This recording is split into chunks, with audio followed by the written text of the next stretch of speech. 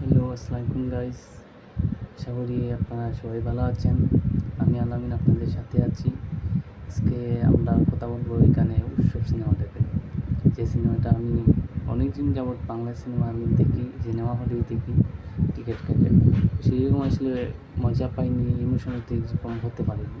একমাত্র আপনার প্রিয়তমার লাস্টে আমি একটু ইমোশনাল হয়েছিলাম।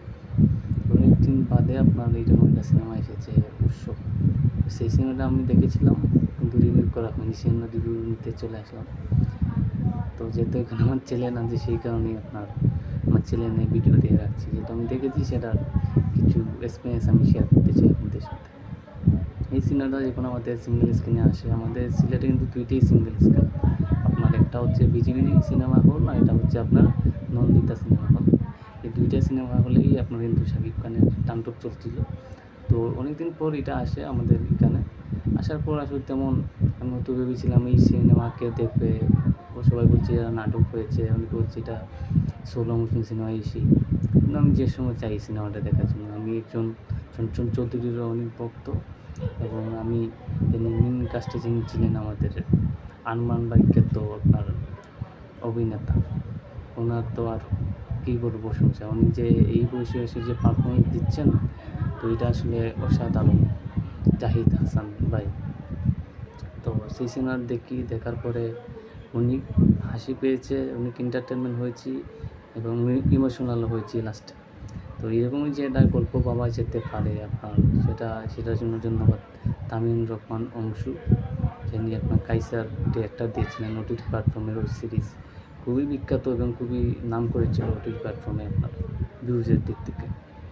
তো সিনেমাটা আমার খুবই ভালো লেগেছে, এবং সিনেমাটাতে আপনার তারেক আনোয়ার স্যার ছিলেন, চঞ্চল চৌধুরী স্যার ছিলেন, জাহেদ বাইতোয়ার ছিলেন, খুবই ভালো কাজ করেছেন। এবং এই বয়সেতে উনি এইরকম অ্যাক্টিং করে যেতে পারেন, আসলে ওনাদেরকে আমরা প্রপারভাবে ইউজ করতে পারি না। আমাদের দেশের ডিরেক্টরও আপনাকে বুঝতে পারি না আমি কিছু। আসলে এইরকম অভিনেতাদেরকে অন্যান্য দেশে পা ধুয়ে পানি খায় আপনার। ওদের যদি ওরা ইন্ডিয়ায় থাকতো, ওদের কাজের উপরে কাজ থাকতো, কাজ শেষ করতে পারতো না।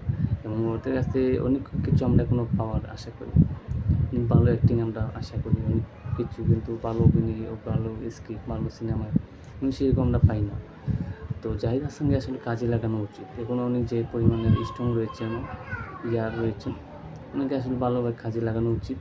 এবং যারা অভিনয় করেছিলেন আপনার সাদিয়া ইমান এবং আরও যারা কাস্টিংয়ে ছিলেন, খুবই কিন্তু ভালো কাজ করেছেন। এবং এই সিনেমাটা আসলে আমি মনে করি এই ধরনের সিনেমা আমাদের এখানে আসা উচিত, এবং সেই সিনেমাগুলো বক্স অফিসে সাকসেস হওয়া উচিত। সব ধরনের সিনেমা যদি তাকে ইন্ডাস্ট্রিতে ভেরিয়েশন থাকে। আমি এটা প্রপার রিভিউ করতে আসিনি, আমি জাস্ট শুধু আমার অনুভূতিগুলো শেয়ার করতে এসেছিলাম। সিনেমাটা আমাকে খুবই এন্টারটেনমেন্ট করেছে এবং খুবই ভালো লেগেছিলো।